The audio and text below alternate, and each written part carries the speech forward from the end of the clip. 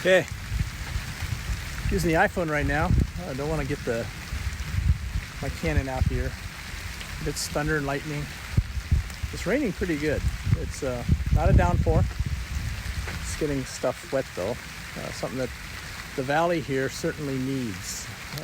We can certainly use the rain. I'll be curious to see if I come out over the next couple days as the storm clears out, how things change.